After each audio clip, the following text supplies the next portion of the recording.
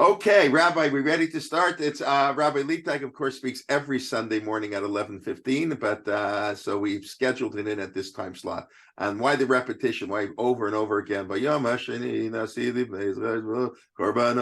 Everybody, anybody knows anything about laning, knows the laning of Chanuka. Okay, Rabbi, I think that's enough of an introduction. Vakasha. Okay, thank you, Rabbi Jay, and thank you for organizing. And I saw by the list of topics today, I have the honor of the only one speaking on something on Chumash itself.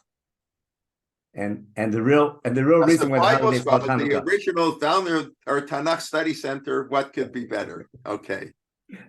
Already. So I'm going to share my source sheet. And our title again is Why the Repetition. If you have a Chumash at home, I'd like you to open it and take a look at it, Bamidbar chapter 7. I have a copy of it here, but there's nothing like looking at a Chumash inside. Just to look how long it is, I have a copy. I'm going to make this, I have a way to make this bigger. Somehow, 1 second.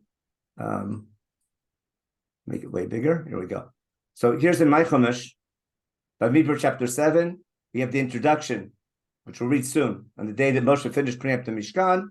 And then starting in verse 11 or verse 12, we have every day the different Nasi, the different prince of Israel, who brought a special offering, basically donated a flesh kiddush to the temple. We'll talk about precisely what I brought in soon. But every day, from day 1 to day 12, there's a different korban. I made it really small. And not only is every single day repeated, 12 days for every Nasi, each Nasi bought exactly the same thing. If that wasn't enough, at the end, we have a summary of the very total that was brought at the very end, which we'll go over. It's not enough that we have it every time, but Chumash has to teach us multiplication at the end. It's so superfluous. And I had a rabbi friend who made we try to explain why this is. So often, like on the Sukkot laning, it's every day Sukkot is similar, except the amount of parim, but there's tiny little changes, u'v'niskehev, v'niskam, and things like that. So he said one place in Chumash has to show us, it knows how to repeat words exactly, so that when there's tiny little changes, we know they're significant. So that was his point, that one place Chumash shows you, I know how to repeat something exactly, and therefore every time there's a little change, we can learn from it. But I think he said that half in jest and half seriously. Now we're going to get to work and try to understand not only why this is a Torah laning, why the repetition, and here's my great questions. The exact same list is 12 times. I can make this smaller. Okay, it's the most repetitive section in the entire Bible for sure. It's the exact same list 12 times. It's the only time he changes the prince in the beginning who brings it in the day, and the unnecessary summary with the totals at the end. Okay, now I want to prove to you Chumash doesn't have to do this, and this is something I'm sure Rabbi Jay knows very well. Anyone who goes to Shul on Chol Hamoed Sukkos, on the 15th day, this is Bamidbar in Parshat Pinchas, the holidays of the sacrifices that we say in Musaf, when we say Musaf on Rosh Chodesh, all the holidays. On the 15th day of the first month, there's a Chag 7 days, eat matzah for 7 days. The first day, V'yikrafta Mishel Hashem, two parim, 1 ayil, 7 klasim. And that's on the very first day of Chag HaMatzot, on the 15th of Nisan. And then the famous line every Balkorei knows, every Shul knows, Ka'ela, remember Ka'ela, Tasu Layom Shivat Yamim. So we know Chumash knows this word Ka'ela.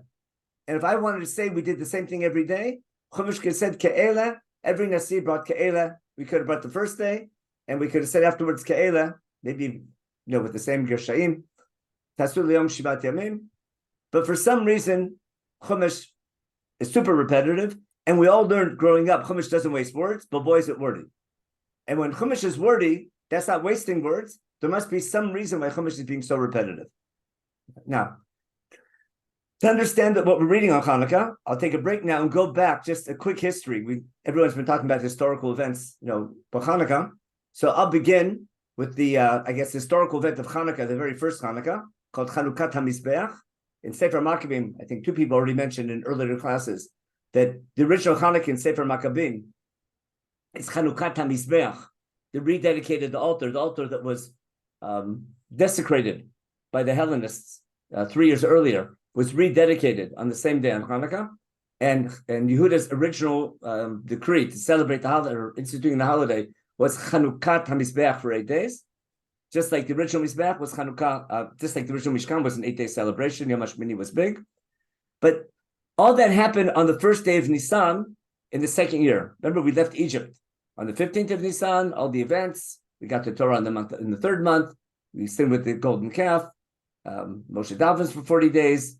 God gives us a new covenant on Yom Kippur, and then we spend 6 months building the Mishkan from Sukkot until Rosh Chodesh Nisan. And Rosh Chodesh Nisan is told in chapter 40 in Shemot, the Mishkan is erected and dedicated. Now, the special gifts that the Nisim bring is on the same day. We'll prove that very soon. Bamidbar chapter 7, we have to show you that Shemot chapter 40 and Bamidbar chapter 7 are the exact same day and almost the same event. There's also a special korbanot that Aaron brought on that same day, on Yom HaShmini, chapter 9 of Vayikra, which we'll refer to quickly later today. So in 3 different books of Chumash, we have the exact same event. Chanuka HaMishkan, at the first day, the Mishkan is operational after the 7 days of inaugural ceremony. But the very first day it's operational. Its inauguration is going to be on the first day of Nisan. It's described in the end of Sefer Shemot, chapter 40. It's described in Sefer Vayikra, chapter 9. And it's described in Bamidbar, chapter 7, in detail. Why each book presents it a different aspect of it, and why it's not all in the same book, and that's a whole series we're doing on when we study Chumash. Every book has its theme, and there's a very good reason why each theme, the theme of each book, explains what aspect is in each book. We'll touch on it later on when we get to our answer. Also, Birkat Konim was given for the first time on that day. We're going to see it in Bamidbar chapter 6, right before this, as well as in Vayikra chapter 9.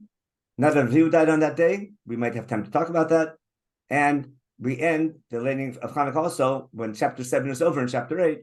Aaron's commanded to light the menorah. All events happening on the 1st of Nisan, followed by the 12-day Kiddush, I'll call it, the dedication by the Nisim.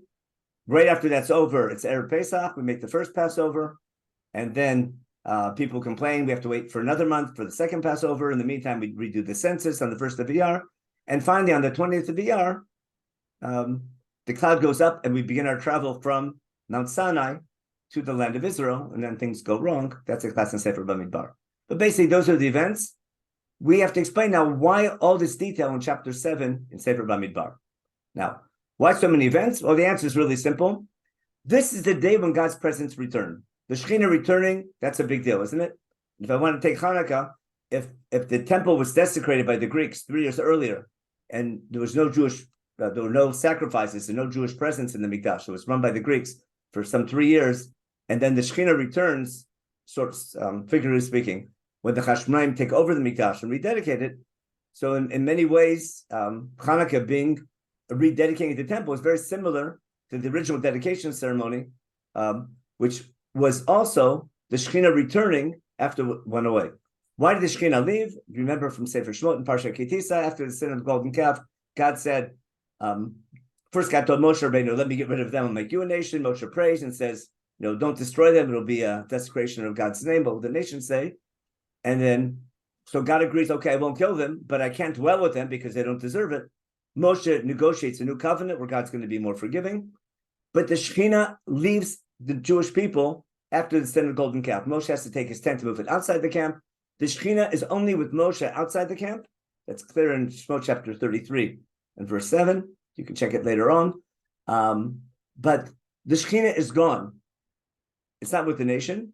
God, after he declares his attributes of mercy, remember on Yom Kippur, when Moshe comes down with the second Luchot, Moshe asks God for the Shekhinah to return. God says, I can forgive you. You have to show me you deserve it. And we have to build the Mishkan, the Asur the Mikdash for Shachanti B'tocham.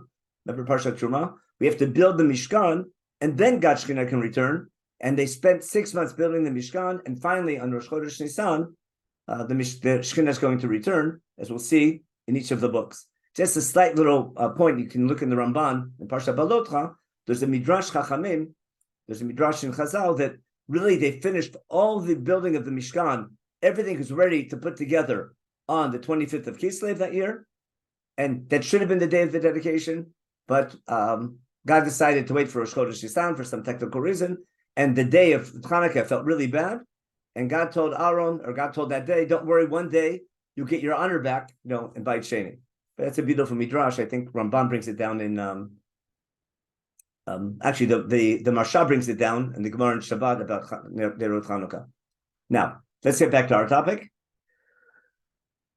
The Shekhinah returning is one of the key events in Chumash. It means God can dwell with us even though we're not perfect. God's willing to accept, to forgive us if we can show God, we can learn from our mistakes. And after building the Mishkan and working so hard, just as God commanded, the Shekhinah returns as described in the end of Sefer Shemot. We'll see soon that Chasanat Omoed Uchvod Hashem fills the Mishkan, just like it was in Har Sinai.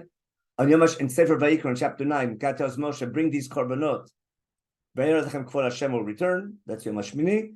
And we'll see soon on in our section in Sefer Bamidbar in chapter 7. Now, just a quick proof that it's the same day. If I look at Sefer Shemot, chapter 40, this is a background to understand the opening lines of chapter 7 in Sefer Bamidbar, our Chanuka reading. Just a quick review of Shemot chapter 40. God tells Moshe, "V'yom hachodesh harishon b'echad hachodesh takim et mishkan ha'omoed." On the first day of the first month in the second year, erect or assemble the Mishkan for the tent of meeting, and then put the Aron inside, put all the different kelim, and after it's all assembled, verse 9, "V'lakachtet shemen hamishcha," take the anointing oil, "Umashachtet hamishkan et kol asher bo, v'kidashto oto v'kol kelav, v'haya kodesh." So take the anointing oil, and therefore don't be surprised that the main mitzvah of lighting a Chanuka candle will be with oil, not just candles, but olive oil is the best. Take the anointing oil and anoint the Mishkan and all of its vessels, and then sanctify it, v'kidashto oto. And similarly, take the oil, umashachtet mizbach ha'olah, and all its vessels, and sanctify that as well. And then it goes on and on. Everything's done. Moshe does that on that day. That's in Shemot chapter 40. Keeping that in mind, let's make this smaller real fast. Now we're ready to start chapter 7 in Sefer Shemot. And sure enough, look how it's a perfect match. What does it say? Chapter 7, our Torah reading on the first day of Hanukkah. It'll be Friday morning this week. Vahi b'yom kalot Moshe lakim et hamishkan. You can't miss that, right? I'll use my little annotator here. And we can do a little drawing line here. We go. And we have a little arrow. Okay. What do we see here? We have Vayi b'yom kalot Moshe lakim et hamishkan. Okay, lakim et hamishkan. Okay. Vayimshach oto. Okay, v'ateva v'umashachta. Oh, sorry about that. That didn't work. Okay. Umashachta. Vayimshach. V'kidashta. V'kadesh. Got that? Gotta get a new thing there. That should be obvious. I'll just read it now. I'll clear the drawings. But basically, it begins in chapter 7 in Sefer Bamidbar. There's no date in Sefer Bamidbar here yet, but it's clear it's the same day. On the day they finished putting the Mishkan together, they anointed it and they sanctified it, the Mikdash and all its vessels, and the Mizbeach and all its vessels. Remember, Mishachtet the Mizbeach with Kol Kelev? Okay? V'kidashtotam v'yimshachem v'kadeshotam. You can't miss it. It's obviously the same day. Now I'm going to unshare my screen because I don't know how to, and I'm going to reshare my screen. Okay, back to here. Now, by Kruvim say Yisrael Roshei Beit Avotam, Hem Nisei Matot Hem Omdim Abkudim, V'Aviot Korbanam, Sheish Glot Sav. What do they bring? Actually, I'm going to unshare my screen. If someone, let's say, remodels their house or builds a new house, you have what's called a Chanuka Tabayit, correct? Now, what kind of presents? Now, when you dedicate a house, or when you remodel or you build a new house, you have what we call Chanuka Tabayit. We do that all the time, don't we? Now, what type of gifts do you bring when you come to a Chanuka Tabayit? So there's an analogy I like to give. Hope it's okay. Hope I don't get anyone. Hope I do this right. If you're going to a Shalom Zachar, you bring a tray of cookies and you put your name on the cookie tray to make sure you get your cookie tray back. Okay. When you go to a Chanuka Sabayis, you bring a cookie dish, right? And that's the gift. You might put cookies you might bring a salad bowl with salad inside, but you're bringing the salad bowl for Chanuka Tabayit, and you might put salad inside. You bring a cookie dish, and you might put cookies on it, but you're bringing the dish. To a Shalom Zachar, you're bringing cookies, and you put your name because you want your dish back. Do I have that right? But you see how this will explain the korbanot. That's our Jewish custom. Now, because we don't use paper goods anymore, because we care about the environment, especially religious Jews. So we don't use paper. We use we don't recycle as little as possible. Now, back to our now that's the average person. The Nesim are bringing a special korban. There's a big problem here about the Nesim. Let me explain why. If I open up a regular Chumash It's a Sefer Shmot. I'm sorry here. Here we go. Let's open up. We'll get to them in a minute. If I open up Sefer Shmot quickly. Oh, sorry about that. Here we go. Torah. How did that work? Torah. Shmot. I look at chapter 40. There's one thing that chapter 40 highlights. Everything is done. Kashir Tziva Hashem et Moshe. See that line? Everything they do in chapter 40 in Shmot, everything Kashir Tziva et Moshe. 10, 15 times. There's no doubt about it. And remember, on the same day, when Nadav and Avihu brought a korban, Asher lo tziva otam, you have to follow everything in the Mishkan has to be exactly as God called Moshe Rabbeinu. Everything Kasher Tziva Hashem et Moshe. It's highlighted over and over again. So how can the Nisim now come and bring something that God didn't command? How can you bring, if everything is as God commanded, what gives the Nisim the right to think they can bring something on their own? Understand? Now, I'm going to suggest they're going to bring something on their own, and God accepts it, and that might have led Nadav and Avihu to bring something on their own that God didn't accept, because we'll see the big difference between them. Now, what are they bringing? They're bringing first 6 wagons. Why are they bringing wagons? Okay, 6 wagons, and each wagon is 2 ox power. Why are they bringing wagons? Because they're thinking about other people in the nation. Who has to carry the Mishkan? As we travel from Har Sinai to the land of Israel, the Levim have to carry the Mishkan. So we know Bnei Kat have to carry all the vessels by hand, because there's those badim, there's the poles on all the vessels. But there's all the krashim, all the pillars that hold up the Mishkan, all the material, the covering of the Mishkan, and the curtains around the courtyard. That's heavy. Those are heavy. How are we going to carry them? So the Nisim are thinking about the Levites. They sort of feel sorry for them. And they want to help them carry the Mishkan. And they're dedicating something to help other people. Got it? So the first thing they're bringing are 6 wagons. And remember, I asked you, how come they're doing something that God didn't allow? Let's read the Psukim quickly. What's it say? So again, sorry, let's go back. Okay, I'm sorry. By Akriv same, they bring 6 eglotzav, they bring 6 covered wagons, and 12 oxen, and 2 ox for every wagon, and they're going to use that to carry the Mishkan. And God says, "Kach mitam, take from them," and they can use it for carrying the Mishkan. Now, let's take a look. Let me open up a regular Chumash for a second and see what else they bring.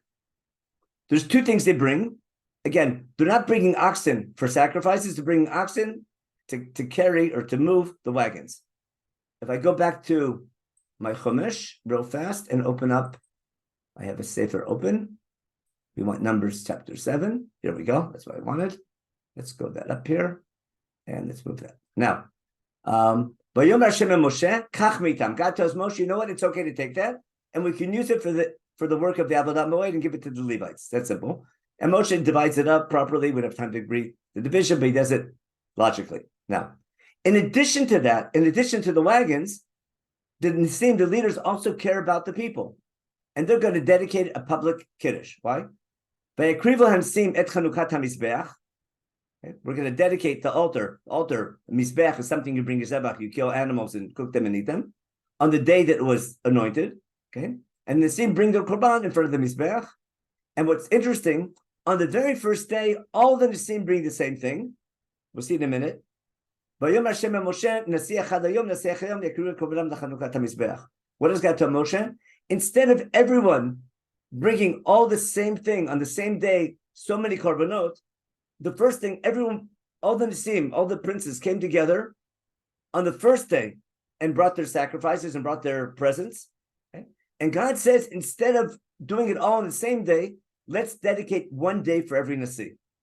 Instead of a 1-day massive kiddush, will be a 12-day run-out kiddush. Got it? And every day will be dedicated by one tribe. And therefore, who is Makriv on the first day?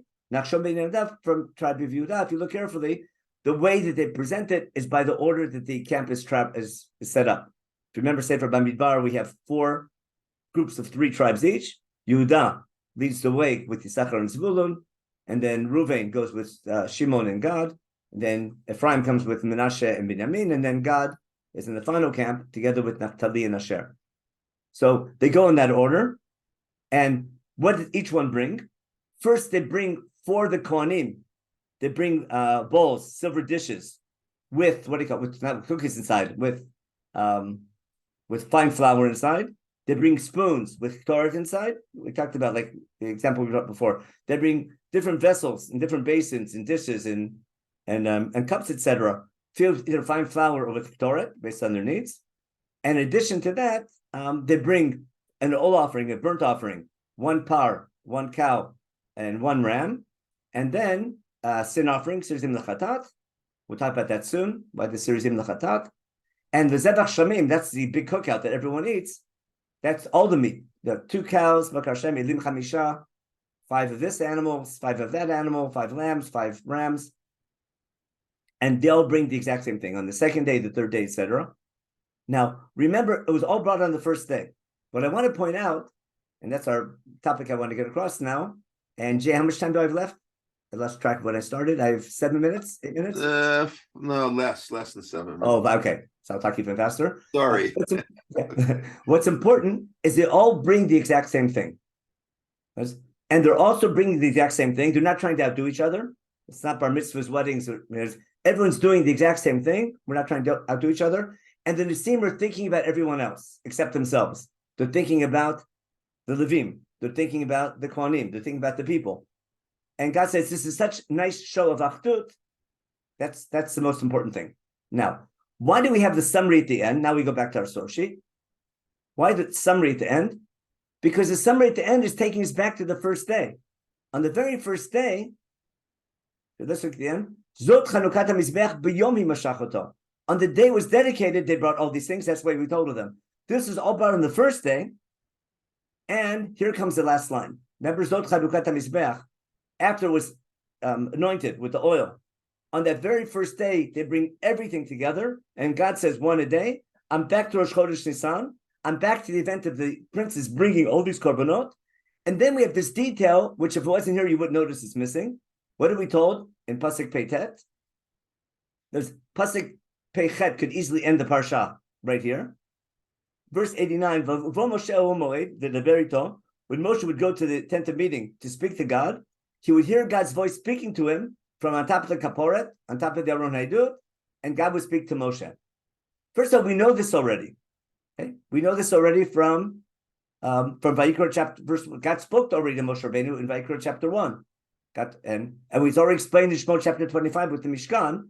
What I want to claim is, what brings the Shekhinah back? In other words, up until now, God had spoken to Moshe Rabbeinu, but God spoke to Moshe Rabbeinu in his tent outside the camp. Remember? Until the Mishkan is built, God only spoke to Moshe outside the camp. The very first time, God speaks to Moshe from inside the camp. What brings the Shekhinah back in Sefer Bamidbar? The unity of the leaders, of the political leaders of Israel. What brings the Shekhinah back in Sefer Vayikra? The special korbanot that Aaron brings on behalf of the people. What brings the Shekhinah back in Sefer Shmot? Everyone, the whole nation of Israel, following directions, as God commanded. In other words, the act of all of Am Yisrael following directions and showing God they can follow directions. In other words, the joint effort of the whole nation building the Mishkan, assembling and donating, that brought the Shekhinah back in Sefer Shmot. The korbanot, the sacrifices of the Kohanim, bring it back in Sefer Vayikra. And what brings the Shekhinah back in Sefer Bamidbar? The leadership of Israel working in unity, with achdut, with unity, not trying to outdo each other, caring about other people. That beautiful act of unity by the political leaders, that brings the Shekhinah back. And I don't have to apply it to nowadays, but obviously it's a beautiful example of achdut. And if you look, why a sin offering? Where did they do wrong? This is the only time you have a korban yachid of a chatat tzibor here. But what were they doing here? It's a tzibor, but why sirizim lechatat? That's the story of Yosef and his brothers. This week's parsha. Remember the example of sinat achim. Remember, there's always good reasons for sinat chinam, always good reasons for baseless hatred. The example of that is when the brothers take by shchutu sirizim, they sirizim and they dip Yosef's coat to put the blame on their father and do a cover up for their sin. That sin, like we have that on Yom Kippur, whenever the nation of Israel brings a sin offering, it's always a sirizim. to remember the message that there's always good reasons for sinat chinam, but we shouldn't do that. We have to overcome them and think how to work in unity together. And that's going to be the reason for the Shekhinah returning. And I think my time is up, or one more minute. You have another couple minutes. Okay, now. Okay, good, because now I get my penalty time because we started later. Okay, now if I go back and take a look at what happened, first of all, this explains what may have led Nadav and Avihu on the same day. Oh, the Nassim brought something and got accepted. Maybe we want a part in the play. But what do? They bring something to make themselves look good. God says, here's the korban to bring and do this, and they bring something God didn't command, but they want to be part of the ceremony. They want a part in the play. I call. They're not doing it. They're not doing something to help other people. They're doing something to make themselves look good. That's where God gets angry at Nadav and Avihu. They take initiative, but the wrong type of initiative. In Bamidbar, we have good initiatives and bad initiatives. The Nassim take a very good initiative because they care about others and they're doing it with unity and caring for others. The initiatives where people say it's all about me, that's the ones that go. Now, the beautiful thing is on that same day, Nadav and Avihu, Nadav and Avihu passed away. Remember, they died when they brought the korban that God didn't command. And the next topic, if I go back to my Chumash, what's the next topic? That's where we end the laning. We end the laning in Parshat Balotcha. And that's the question in chapter 8 now, when this is over. Why is Chumash repeating? Why is Chumash repeating the mitzvah of lighting the menorah? Well, if I follow the date, we're back to Rosh Chodesh Nisan. And the last avodah we do in the Mikdash is lighting the menorah. And therefore, God tells Moshe in real time on Rosh Chodesh Nisan, tell Aaron how to light the menorah. Now, you might think Aaron shouldn't light the menorah that day because he lost 2 children. He's an onen. He's in mourning. But God tells Moshe to tell Aaron, even though what happened at Avihu on that day, it's still your job to light the menorah on that day. And that's going to be his, and that can explain why lighting the menorah comes right afterwards. Not to mention the symbolism of the menorah giving light. We'll talk about that next week. We'll talk next week about the symbolism of the menorah and why the menorah was a symbol not only of Beit Sheni, but also the main vessel in the Mikdash, in the Mishkan as well. And then next week, or just a promo for next week, right before all this, on the very same day, the first time Aaron does Birkat Kohanim was earlier that day when he brought the korbanot of Yom HaShmini. And sure enough, in chapter 6, right before chapter 7, do you remember that? In chapter 6 in Bamidbar, in the very end, we have Birkat Kohanim, which should have been Sefer Vayikra, but this also belongs on Rosh Chodesh Nisan.